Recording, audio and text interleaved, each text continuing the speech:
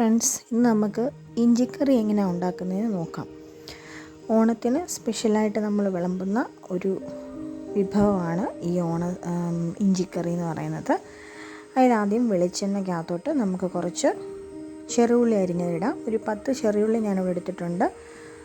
അത് നന്നായിട്ടൊന്ന് സോട്ട് ചെയ്ത് എടുക്കാം.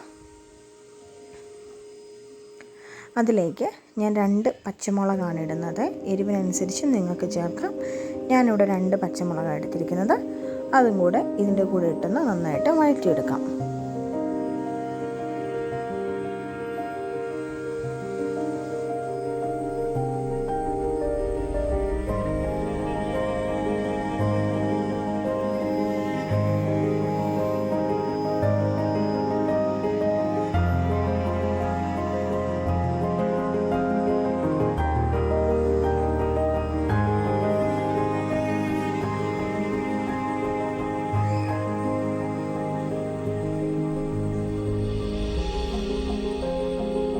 അത് നന്നായിട്ടൊന്ന് വഴറ്റി വരുമ്പോഴത്തേക്കിനും നമുക്കിനകത്ത് 1.5 കപ്പ് ഇഞ്ചി പൊടിയായിട്ട് ഞാൻ അരിഞ്ഞു വെച്ചതാണ്. അത് ഇതിനകത്തോട്ട് ചേർത്ത് കൊടുക്കാം. ഇനി ഈ 3 കൂടി ഇട്ട് നന്നായിട്ട് വഴറ്റിയെടുക്കണം. ഇതൊരു ഇച്ചിരി സമയമെടുത്ത് വേണം വഴറ്റാൻ. ഒരു ഗോൾഡൻ ബ്രൗൺ കളറാകുന്നത് വരെ നമുക്കിത് നന്നായിട്ട് എണ്ണയിട്ട് വഴറ്റണം. ഗോൾഡൻ ബ്രൗൺ നിറമാണെങ്കിൽ ഒരു കണക്കെന്ന് പറയുന്നത്. അപ്പം ഇച്ചിരി സമയമെടുത്ത് വേണം നമുക്കിത് സോട്ട് ചെയ്തെടുക്കാനായിട്ട്. അപ്പോൾ ഇത് മൂന്നും കൂടെ ഒരുമിച്ച് നമുക്ക് കുറച്ച് നേരം വഴറ്റി കൊടുക്കാം.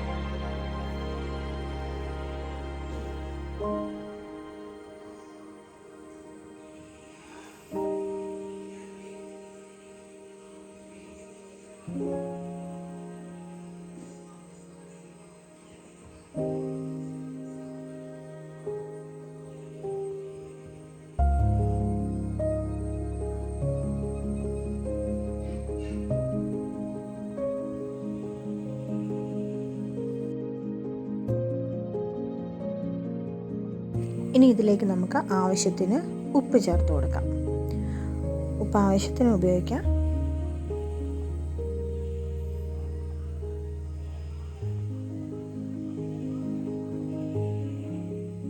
ഇനി നന്നായിട്ടൊന്ന് ഇളക്കി കൊടുക്കുക.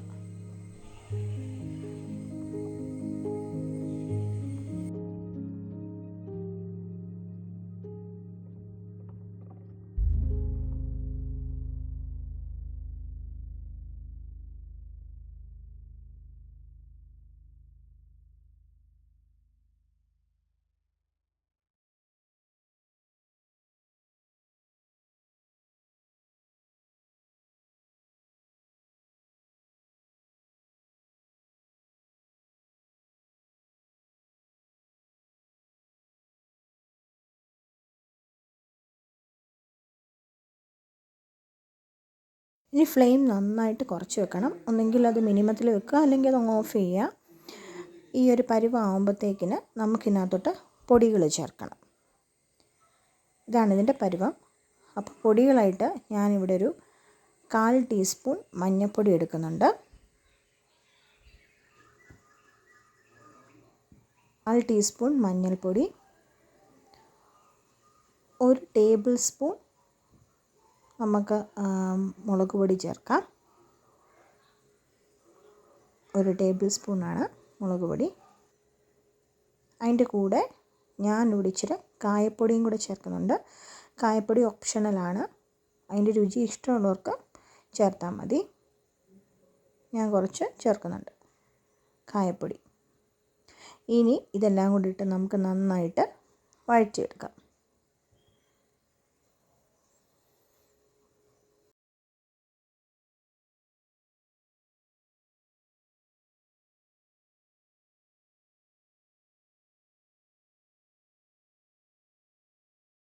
പൊടിയെല്ലാം ഒന്ന് റോസ്റ്റായി വന്ന നേരത്തെ എടുത്ത് വെച്ചിരുന്ന പിഴിപുളി 1.5 കപ്പ് പിഴിപുളിയുടെ വെള്ളം ഞാനിതിലേക്ക് ഒഴിക്കുകയാണ്. 1.5 കപ്പുണ്ട്.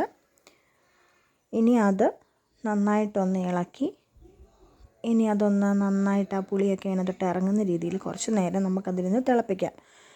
തിളച്ച് വരുമ്പോൾ അത് കുറച്ച് കഴിയുമ്പോഴത്തേക്കിനും നന്നായിട്ടൊന്ന് കുറുകി വരും. അതുവരെ നമുക്ക് ഹൈ ഫ്ലെയിമിൽ വെച്ചിട്ട് ഇത് നന്നായിട്ടൊന്ന് തിളപ്പിക്കാം. ആ സമയത്ത് ഉപ്പ് വേണമെന്നുണ്ടെങ്കിൽ ഉപ്പ് നോക്കുക, ആവശ്യത്തിന് ഉപ്പ് എന്നിട്ട് ഇടുക.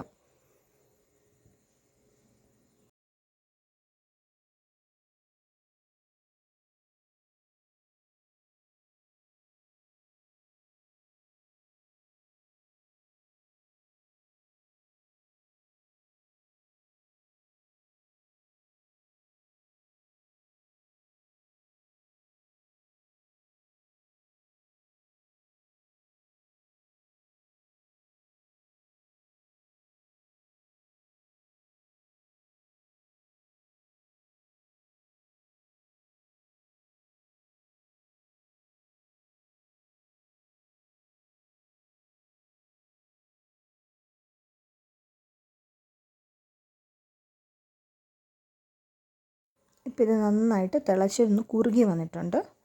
നമുക്ക് കാണുമ്പോൾ അറിയാം. നന്നായിട്ട് കുറുകി വരുമ്പോഴത്തേക്കിനും നമുക്കിതിനകത്തോട്ട് ശർക്കര ചീകിയത് ഇടാം. ഞാൻ ചീകിയ ശർക്കരയാണ് ഇടുന്നത്. ഒരു 6 ടേബിൾ സ്പൂണോളം ഞാനൊരു ശർക്കര ഇടുന്നുണ്ട് ഇവിടെ. 6 ടേബിൾ സ്പൂണാണ് ഇടുന്നത്. ഈ സമയത്ത് നമുക്ക് അതിനകത്തോട്ട് ഇട്ട് കൊടുക്കാം.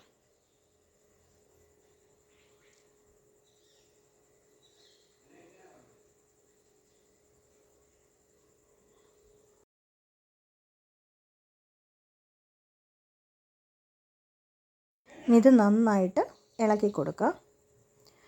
ഉപ്പുണ്ടോ നോക്കിയിട്ട് ആവശ്യത്തിന് ഉപ്പും ഈ സമയത്ത് നമുക്ക് ഇടാം.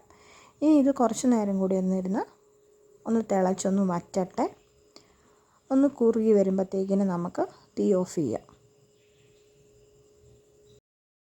ഇപ്പോൾ നന്നായിട്ട് തിളച്ച് വന്നിട്ടുണ്ട്. ഇതാണ് ഇതിൻ്റെ പാകം. ഇനി ഇത് നമുക്ക് ഓഫ് ചെയ്യാം. കുറച്ച് കഴിയുമ്പോൾ നന്നായിട്ടിരുന്ന് കുറുകിക്കോളും. ഇതൊരു ദിവസം മുന്നേ ഒക്കെ ഉണ്ടാക്കുകയാണെങ്കിൽ അതായിരിക്കും ഇച്ചിരി കൂടെ നല്ല ടേസ്റ്റ് കിട്ടുന്നത്. ഇത് കുറുകിയിരിക്കുകയും ചെയ്യും. അപ്പം നമ്മുടെ ഓണത്തിൻ്റെ സ്പെഷ്യലായ ഇഞ്ചിക്കറിയുടെ റെസിപ്പി എല്ലാവർക്കും ഇഷ്ടപ്പെട്ടു എന്ന് വിചാരിക്കുന്നു. അടുത്ത വീഡിയോയിൽ വീണ്ടും കാണാം. അതുവരേക്കും ഹാപ്പി കുക്കിംഗ്.